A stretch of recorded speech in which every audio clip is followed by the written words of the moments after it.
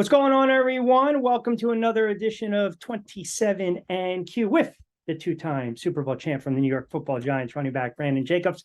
I'm Rich Quinones. Busy show. We are on the eve of NFL kickoff 2022, college football, playoffs, and baseball right around the corner. A little boxing talk as well with the big man. 27 seconds with number 27. Our football predictions as well. B, what's going on?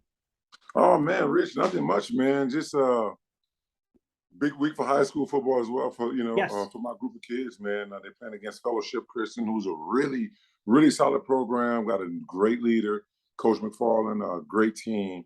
They've been really successful throughout the state of Georgia for the past 8, 9, 10 years. So got a big challenge for us this weekend, and that is tomorrow. Moved our game up due to weather differences. Weather, I guess, is going to be pouring down and thunderstorming on Friday. So I'm not sure who else's game got moved up, but that's where my mind is right now, Rich. How about yourself? We got hammered with the weather as well, right outside Jersey and Philly, in our backyard, my backyard, Atlantic City. You mentioned high school football. I kind of want to get into kind of our opening drive to start the show. You also, you went to the Georgia game over the weekend where, I mean, let's be honest, I'm surprised you didn't leave at halftime. Well, it was, my son and I went, Braden and I went, and he's going through the whole college recruiting thing, man, and I just like to take him and do certain things with him. So we went, and we had some really good seats. Georgia, literally, physically, in every way, shape, or form, they dominated Oregon in the trenches. It was not close. Although Oregon, the best lineman in the whole game was a Oregon lineman, which is number 71 for his name. But the guy was phenomenal with his technique and the way he did things. Big, strong guy. But like the overall team, I think Georgia was faster. I think they were bigger, more physical. Just everything went their way. They played better on all three phases of the game. Yeah, defense is stacked. We talked a little bit about that during the week. 49-3 over Quack. Bennett bailed out again. You had Clemson taking care of GT 41-10. You had Florida with the upset over Utah. Everyone's talking about Anthony Richardson. And then Ohio State didn't cover the number against Notre Dame, but they beat the Irish 21-10. I want to ask you this before we get into some of the other stuff with our opening drive of the show. I don't see anyone really beating Georgia, to be honest. I mean, I was looking at their schedule. I mean, first of all, they got Sanford coming up. There's no line. Clemson's taking on Furman. There's no line in that one. I mean, they just look, you mentioned balance, both sides of the football. I mean, they're going to be a tough out this year. Looking at them, they has everything. They have everything. They got, the top linemen. It's going to be tough to beat them. Although I do see fighting for it in the West. Yeah, the Texas A&M versus Alabama, and I think Texas A&M wins this to play Georgia in the SEC championship game, and I think Georgia dominates that game easy. By the way, what's the point of even having some of these power rankings, right? When you think about it, I mean, what was Oregon? They were ranked number 11th. Oregon was ranked number 11th. They went out there and gave up like 48 points, maybe 49 points to the number 4 team overall, which I think should be number 1 easy. Yeah. All right, so you mentioned college football. I mentioned it. You mentioned high school football, which is prevalent where you are, prevalent in my backyard.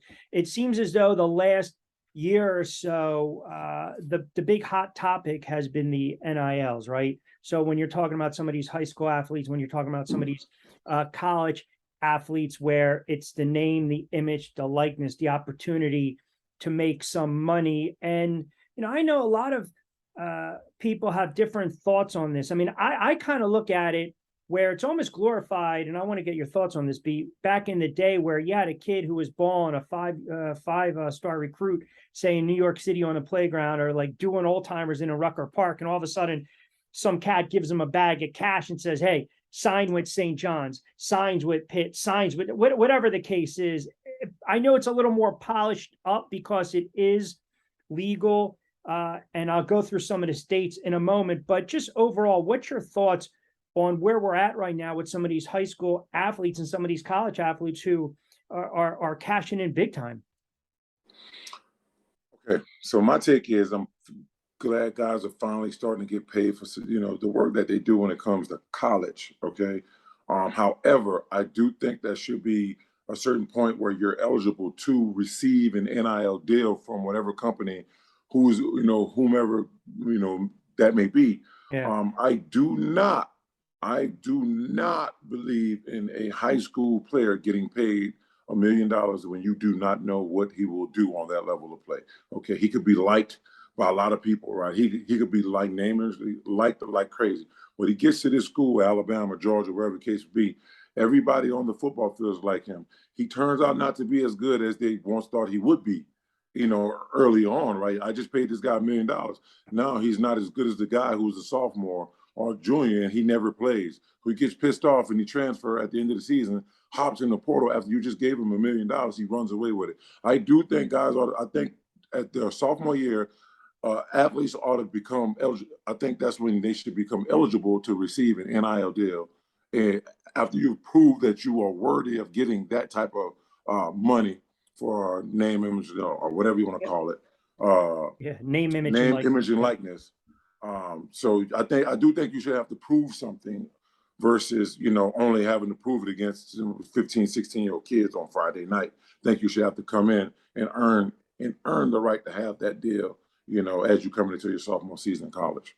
So then and I hear everything you're saying. So you can almost, and I'm not equating it, but hear me out, follow me. When you talk about pro athletes getting paid for what teams believe they might do, as opposed to what they did in the past, so to speak, or the guaranteed contracts, right? Protecting them. Like I remember when Stafford signed that big deal years ago with Detroit, God forbid he fell down the steps, he already banked 60 something odd million. So absolutely. Right. So I know each state is a little different. Like I was reading up confirmed states, California, North Dakota, Illinois, and then they have perceived permission. Some states, Maine, Utah, Vermont. I know it might be different down south, might be different in our backyard. I put up a couple names. That one kid, Quinn Evers, who enrolled in Ohio State, he forgoes his senior season at Carroll High School, which is a Texas powerhouse, right?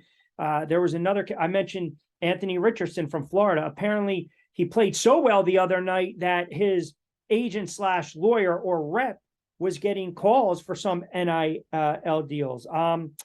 The kid that people are arguing is the best running back in the country right now in college, Robinson, the kid from Texas. Oh yeah. He's solid though. Yeah, he signed a deal with Lamborghini. Yeah, he's solid. That's a great deal for him. He's proven it though. He's out there showing Junior, that he deserves it. Like that's what I mean. Like to give a kid, like if this stuff comes, if he goes as a freshman and he plays as a freshman, he dominates as a freshman, and the doors open, that's great and fine. But I don't think coming out of high school, these kids should have these deals. I really don't believe so. And the money dictates where they go.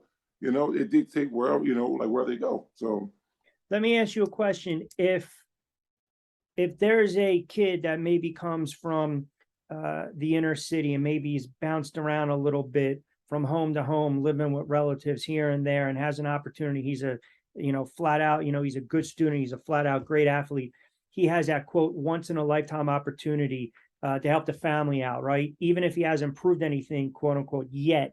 Or do you believe there are exceptions to the rule, or you're just straight across the board? Straight across the board. I mean, you have to be straight across the board. You can't be, because of this circumstance. I mean, hell, they have grown men, grown families that's out there now, homeless. They still pay the NFL guys. They don't. It's all the same. Like it doesn't change. You can continue to play for your dream, stay focused, lock in, and you never know. But if you make it, right now everybody's eligible for it, even out of high school. But if you put some kind of stipulation into it, you got to stick to that across the board. Yeah. And then, as you alluded to, right, the fear of getting that cash, grabbing the cash. I mean, there's got to be some consequences to that, right? I mean, you put that type of money in the kid's hand with no home support, he is done. He is done. He's going to spend the money. He's going to buy stuff he never thought he can have. It'll be gone just like that. And what if he turned out not to be that good? Now that money he just got is gone. That's why I say, that's another reason why I say, wait till these kids are in college for at least a year to receive an NIL deal. So going back, when you played high school ball, how many colleges recruited you? All of them. I had all the colleges. I was the #1 player in the country. I had all the players. I had all the college. I had players playing for different schools. for different colleges, they used to come out and watch games. Like LSU brought Rohan Davey out to our high school game to watch me play. Like they differently, like these, like I had a lot of schools that wanted me, and if it's me today, like obviously, if I'm a 18-year-old kid and I got an opportunity to make it, of course I'm gonna go. Like if I was in high school and I had an opportunity to make it, of course, yes, I'm taking it because I think my idea coming out of high school it would have been crazy. Did you? And I'm delicate with this. Did you have anyone approach you and say, "Hey, we can we can we can help you along a little bit. We can expedite the process, Oh man. wink, wink, I'm not talking like the movie Blue Chips, right? When Ricky Rowe wants the bag of 30,000 cash, but I'm just saying, if you're top running back in the country and you're being sought after by all these colleges, I'm sure there was a conversation. Well, I don't know really. I don't remember having school having a conversation with me. May have had it with my aunt or my coach may have benefited from it or whatever it is, but I don't remember having a conversation with any college about giving me stuff. Now, once you got in school was a different ball game. Once you got there, and it's easy for them to hand you cash, untraced cash. That was going on all the time. Yeah. I mean, hey, look, if I was 18 and someone came to me, I mean, what do you got? You give your family a better life. I mean, you're 18, 19 years old. I mean, come on, man. We all be lying. If someone's like, hey, take Oh it, yeah, no question. right? Even though I disagree with the good kids coming out of high school receiving the NIL deal, but I want to say if I'm an 18-year-old kid and I got the opportunity, hell, I'm happy in the pig and shit. I'm really enjoying it. I'm living it up. Yeah, you just want them to get that first year or so. But that's almost like in college hoops, right? With the one and done scenario. They realize they can jump to the NBA because they can make a boatload of money. Yeah, jump to the NBA to jump there and go play, make a boatload of money, and never look back. Yeah, it is. I mean, when you think about it, and you watch some of these movies or you hear some of these stories, right? I mean, back in the day and whatnot, I do just believe it's a little more polished up. They shined it up a little bit. What's the difference of what they did in the 70s and the 80s and the early 90s, right? Or the sneaker deals or the jerseys or the turn a blind eye and a wink, wink, and all of a sudden you realize, hey, grandma's got a new house. My mom got a new house. My dad's got a new car. Come on, man. These college athletes make these universities what they are. Yes, a ton of money. Absolutely. A ton of money. Absolutely. So that's why I think their time in. As far as a high school kid, he hadn't made any college no money yet. Yeah. It's all a bunch of but I'm happy they're getting it. I really am. I just wish it was just directed just to college players only. High school, a kid can't come to your school because you can give him $8 million. Like that's the case. Texas is going to get all the 5 stars because Texas is richer than everybody. We got all money in Texas, right? It's a never-ending barrel. They can keep putting their hand in the bottom, keep putting their hand in the bottom of it, and that's pretty much what should happen, But I just think, like I said, sophomore on is when you should qualify for it. Unless you starting as a freshman, you have a big game like week 1, week 2, and all this stuff comes out of nowhere. Then I think you earned that, even though it's 1 week, you earned it. And then college is a different animal because you've had 4 years to build up equity, build up your resume, and get to where you want to go. Yeah, I mean, I was just looking. I mean, they had the one kid who was with one of the HBCU schools, Raekwon Smith, Norfolk State running back. He's got over, I think he dropped out from what I was reading, over 70 NIL deals. So 70. Yeah. I mean, where are these 70 deals coming? Like where? Your guess is as good as mine. I mean, he had that opportunity and dropped out. Yeah, that's what I was reading, and I want to make sure I'm accurate. Like he basically played 2 years, and I guess he just was able to monetize it so much. I mean, think about it. You have these young kids, right? They go to the local barbershop, they go eat somewhere, they go buy clothes, and they turn around and, hey, you know what? Throw me X amount of dollars. I'll tag you on social. I'll give you a shout out on IG. I'll show some. I mean, it's the ultimate marketing and branding. And some of them are so astute and they know how to do it. Some of these young kids have that business acumen right away, but now you're taking it to the next level where Lamborghinis, Bentleys, BMWs, an HVAC company, one of the guys got repped, one of the athletes. Yeah. I think they gave him, I don't know, it's like a $300,000 or $400,000 deal or Yeah. something like that. It was I had half my Dick books. Holdis. That was the kid name. His name was Dick Holdis. Well, I forgot his last name, but his first name was Dick Holdis. Okay. So that's why he came across his HVAC. Yes. Yeah. And I think that's the deal he got. Oh man, I think I had some of my books paid for when I was in JUCO, and then I transferred and played soccer up in PA. I think it was like $150. Yeah, right. That and a token got me back to Jersey. So again, it's a Wednesday edition of 27 and Q. Brandon Jacobs, Rich Quinones. All right, so NFL kicks off tomorrow, Thursday night football. I think the NFC is extremely wide open. I can make a case for several teams. I mean, look, you're going to have the usual suspects, right?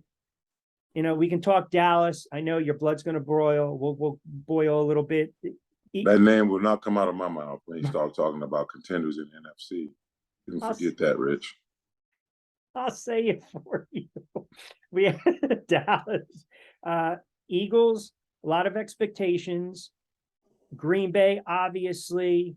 You have the Rams, the defending Super Bowl champs. Baker Mayfield's in a new situation with Carolina. People think they might be kind of a dark horse. Minnesota, Kirk Cousins, they're still waiting for him with that big contract. I was looking at some of these games this weekend, but just looking at the NFC, and I'm sure I'm leaving a team. Arizona, maybe with Murray. I think the conference, it's competitive. It's not as stacked as the AFC. That's just my opinion. I mean, when you kind of gloss through the NFC East, we'll start with the Giants.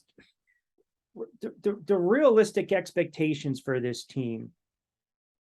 Look, they need to be in playoff contention by November. I'm sorry. They can't be done by Halloween. They can't. I agree. Well, with the Martinez being cut, that kind of shocked me. They got Steve Slayton to restructure, which I'm not sure that little money they got from Steve Slayton helped the cap at all. I'm not sure. I know the Giants are going to play good defense. I do know that. I do believe that. I watched them this preseason. Every level, from the starters all the way down to the third string guy, everybody played well defensively when they got in, when they got the opportunity. It's just the offense that scares. It's just the offense. What are we going to do? What's going to be, our mentality on offense, right? Will we run the ball? Like, will we try to run, Saquon Barkley and Matt Breida into the playoffs? Yep. Or will we put it in Daniel Jones' hands? And he has Tony, he has Slayton, Galladay. He has three great talkers, Sterling, Shepard. Yeah. I mean, they have targets there. I mean, just Daniel Jones. I mean, will he be able to do it? I think the kid has flashes of being great. And I do think he has flashes the way he shouldn't be in the league, So I think I'll take that like over a guy showing bad flashes all the time. I'll take the inconsistencies that Daniel Jones bring, to the table. I really believe the Giants could be in playoff contention, for Halloween. I really believe so, because I think outside of Philadelphia, there's really nothing to be afraid of. But when you think about it, it's crazy. He's not asking a lot, right? And you mentioned Slayton, Darius Slayton with the restructure. Galladay's got to step up this year, man. They're paying him a ton of money. Barkley's going to be motivated. Look, for Daniel Jones to throw for 3,800 yards and 25 touchdowns in an NFL where every freaking quarterback throws for almost 5,000 yards and 35 touchdowns, it's not asking a lot, right? No. And I get it. He missed 6-7 games. He's injured. They should be competitive. It's a tough out on the road against Tennessee, 5.5, 6.5 point dogs. Got to be able to shut the run down. I think they got to get some turnovers on Sunday. You can't let Henry go off. You can't let Tannehill get into a rhythm. But if they can go on the road to start a season with a new regime and get a win, that's got to be huge for the confidence going forward. Absolutely. Going down to Nashville, play against the Tennessee Titans, where they got the big man. Big man is in the backfield. He's had a whole offseason. He came back after being hurt last year. Still, done a great job, but he was on track to breaking the rushing record before he went down. And he's fresh. He's week one. So we'll see what the Giants could do defensively. against Derrick Henry. I think they're equipped to be able to do that. But let's see what happens. I do. I mean, I believe the Giants could be a real strong team in the NFC this year. This is the year. This is Daniel Jones' year, and this is Saquon Barkley to show that they are marquee guys. Like these guys are elite. And yeah, I mean, but I believe they can do it. I have 100% faith in Saquon Barkley that he will go out and rush for 1,400 yards if he's healthy this year. Now, let's just go by that. He goes for 1,300, 300 something odd carries, 10 touchdowns, adds another, I don't know, 600-700 yards receiving, does what he needs to do, right? Stays healthy, the accessibility, the availability, pass blocking, pass protection right out of the backfield.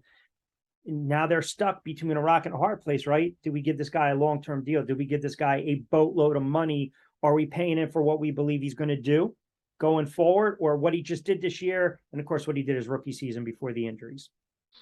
Well, the Giants will have a decision to make after this season if they choose to hold on to it that long and not talking and do not start talking trade.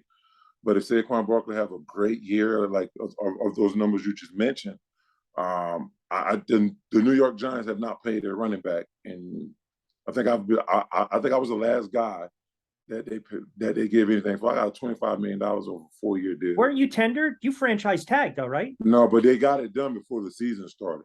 Okay. They ended up getting it done. They tendered me going into free agent because we couldn't agree to a deal, right? But Marion Barber had just got $42 million at Dallas. Remember that? So I'm like, shit, I can get 42, but I was realistic. I wanted to stay with the Giants. It was my family. And I didn't think I wouldn't be able to get that from them, so they kind of, gave me and I had a great agent at the time, Justin Schulman. He got the deal done, and he said, Brandon, Dallas Cowboys are stupid for doing what they're doing with Marion. And not either one of you guys is worth that type of money. And take this deal and let's finish playing. And I'm like, all right, cool. Yeah. So that's why I love my agent, because he kind of talked me down. He kind of put me back, put me back in my place, versus having a guy that's fighting for what I'm saying fight for. Yep. And make his cut bigger. He didn't do that. It was like, this is what I would pay you. Yeah. Maybe a little bit more, but this is around the area where I would pay you. I'm like, okay, cool. Hey, transparency and trust, man. Yeah. So I think we both agree should be in playoff contention. I mentioned Green Bay, Vikings, the Bucs, failed to mention them. The NFC West, to me, man, Arizona, right? The Rams, and then the 49ers. And I get it. It's another team with quarterback questions with Lance and then Jimmy G, and there's a reason they didn't trade him. That team is just from top to bottom stacked, man. You talk about perceptions, right? Imagine if Garoppolo hits that third down pass play in the Super Bowl, or doesn't throw the pick last year, or wins a Super Bowl. The perception, the narrative of Jimmy Garoppolo is he's a Super Bowl winning quarterback, and he's a franchise quarterback. Now this guy's a backup, and you get the sense he's probably going to see action by week 4 or 5 if they struggle coming out of the gate. I agree. I think the 49ers is in the absolute best situation out of any team in the National Football League. They have their starter who's been there for years is now their backup. They have a young, athletic, hungry guy in there as a starter in Trey Lance. I always got to represent my 1AA guys who's in the league and doing it big. So Trey Lance is one of the guys, and I think he'll have a decent season. I do. I do think it's going to be the San Francisco 49ers that come out of the NFC West this year. AFC side, right? Buffalo, Cincy, and Baltimore in the AFC North. AFC South, we just talked a little bit about the Titans opening up against the Giants, and the AFC West is friggin' stacked, man. Kansas City, the Chargers, and the Raiders. I mean, so you got some new faces, obviously. Russ Wilson in Denver. I didn't even mention them. That's how good that division is. I mean, it's ridiculous. I think some of these teams that made the playoffs last year, I think it's kind of normal to see a little bit of a drop-off. And then some that were on the outside looking in, you see them rise. I'm a big Herbert fan, man. I love the Chargers. I can't discount Kansas City. And I'm a fan of Derek Carr. And think about the weapons he has now. I think that kid gets a bad rap down there with the Raiders. But how about overall in the AFC? Well, I'm going, when you start talking AFC, I like the Buffalo Bills, coming out of the AFC East. I like them, to be honest with you. I picked them to go all the way to the Super Bowl this year. That's Picked them to interesting. go all the way to the Super Bowl, and I don't think it's going to be a team to stop them at all. So, all right, we'll let the cat out of the bag. I actually have the Chargers over the Bills in the AFC Championship. I'm high on the Chargers, man. You high on the Chargers? Well, hey, and Yeah. I'm high on Buffalo Yeah. because Buffalo, they got a great defense. They have a potent offense with a tough quarterback that can come out and get it done. Buffalo Bills to the Super Bowl to represent the American Football Conference. Yeah, and the Miller move as well too. I mean, think about it, that defensive stack. They should be able to run through the AFC East. Who do you like coming out of the NFC? You still going to go with the 49ers? I'm going to go with the 49ers. I do. I'm going to go with the San Francisco 49ers. I think they are a young football team. I think they got the right positions in the right place. They have two guys on the team at quarterback who should be able to get it done. I think Trey Lance would be great for the team. If anything happened, they know Jimmy G will be there and he will be ready. There will be no drop off. And 49ers will stop the run. They play a great overall defense. They tackle well. They're tough. I don't see anybody threatening their greatness that come out of the NFC. I'm going with the biggest enigma in the NFL, and that's Kirk Cousins. And I don't know. I mean, maybe it's just the gut tells me this is the year that do you like that, Kirk Cousins? Kirk Cousins for the Minnesota Vikings. Yeah. Coming out of Coming out of the NFC North. I have the Vikings over the Rams in the NFC Championship. So I make these predictions the week before. Are you okay? Yeah, Rich? I'm a little worried about you. I'm a little worried about you there, my man. I don't know about that one. I don't think they beat Green Bay. I don't think they can get the wild card. Okay, it's my bold prediction. It is. There's one hell of a prediction. Bold and every bit of it. Bold. Like it's almost like going on the record saying that Tyson Fury is the greatest heavyweight of all time. Oh my God. Rich. Come on, man. How could you not see it? How could you not see it? The man is the good stuff late. The man is humongous, right? The man is humongous. He has skills. He has good footwork. He has speed. He has power. He has everything. Tell me anybody you've had in the heavyweight division in the history of boxing has had some of the talent that this guy possesses. Let me know. Listen, we're going to have to expand the show to 2 or 3 days. This is because every time we get cracking and rolling. We got 27 with number 27. I want to get to that. I think next week we'll clean up the NFL week 1 and then we'll go heavier on the boxing. Look, he's starting to rock back and forth. He's ready to go. All right. I want to give you real quick. Let me pull him up. All right. Couple games. Just give me your winners. Week 1, Bills over the Rams. Bills versus the Rams. Buffalo's laying 2.5. I got it. Buffalo. That's right. Philly on the road against the Lions. Eagles are given 4. Eagles. Pats versus Miami. Miami's laying 3.5. Miami wins it. All right. We know you're going to take the Giants in the points. Tampa Absolutely. Bay versus Dallas. Excuse me. Tampa Bay versus Dallas. Tampa Bay. And then the Raiders. Terrific, baby. Raiders versus the Chargers. Chargers laying 3 at home. Chargers. All right. And we'll post those up on social. All right. We got to, man, I tell you, it goes by so fast. I got my questions are 27 seconds with number 27. All right. Are you ready? Let's go. All right. Just fill in the blank here. College football rankings are BS. Jake Paul versus Anderson Silva. You going to buy it? Jake Paul knocks him out. Hell no. I won't buy it, but Jake Paul knocks him out. Yeah, because you didn't buy Ruiz Ortiz. No, I'm not buying that. I would never. By the way, next week we got to get into Canelo and GGG. Yes, I like that one. I like that fight. Emmanuel Sanders retired today, 12 years, over 9,000 yards, 51 touchdowns, 700 catches, 3rd round pick. Describe Manny Sanders in one word. Hey, he's there. So grit, straight grit. He blocks. He does everything he's supposed to do. I heard he was a great teammate. Guys like being around him. Hey, congratulations to Emmanuel Sanders on a great career, and I wish you luck down the line, brother. Hey, congrats. 2007. Give me one underrated play with the Giants that no one seems to talk about. The fourth and one play during the Super Bowl. Where you kind of tripped over. I kind of reached over it and got it. Fair enough. That's a good one. Name me a running back whose career was cut short by injury that you wish never got hurt. Bo Jackson. Russell Wilson's going to lead Denver to the playoffs. True or false? True.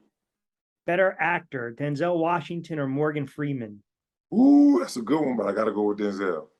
Got to go with Denzel. You know, they were only in one movie together. One movie, and which one was that? Glory, 1989, with Matthew Broderick. Oh yeah. Oh, that's strange. Yeah, I would love them to make something now because both of them are still in great shape and still can do it. Absolutely. Training Day is an all-time classic. And Shawshank. Oh, that's awesome. Best place to eat in Georgia. Best place to eat in Georgia, you have to come in between February and July, and it's my house for ball crawfish. But no, I'm just joking. Pretty Pat's Porch. There you go. Free plug. True or false? The Giants will make the playoffs. True. That's true. The Giants is going to be the Giants coming out of the NFC East with Philly as the wild card. So you think the Giants are going to win a division? Giants going to win the division. So then let me ask you, with all due respect, are you okay? I'm great.